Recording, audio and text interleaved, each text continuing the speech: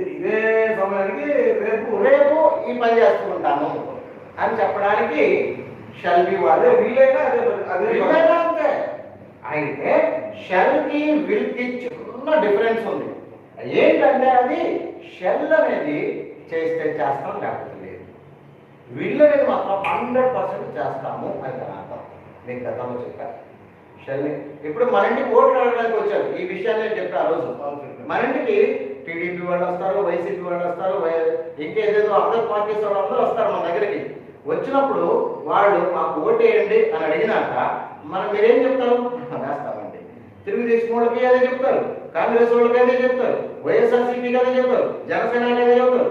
Even మీ వీధిలో ఎవరైనా ఇండిపెండెంట్గా నిలబెడితే ఆవిడ కూడా అది చెప్తారు. అదంతా కూడా షెల్ అన్నమాట. ఐ షెల్ నేను వేస్తాను అని నువ్వు వేసేది వేయండి అడిగేది లేదు, కానీ నేను వేస్తానండి అని అంటాం కదా, అదండి షెల్ విషయాలు. వీళ్ళంటే మాత్రం వీలునామా లాంటిది. వీలునామాని బిల్ అంటారు కదా, అంత వీలునామా అంటే ఖచ్చితంగా వేస్తాం అనడానికి ఐ విల్ అని అంటాం. ఐ షల్ కమ్, నేను వస్తా అంటే రావచ్చు రాకపోవచ్చు, ఐ విల్ కమ్, ఖచ్చితంగా వస్తా. We shall come,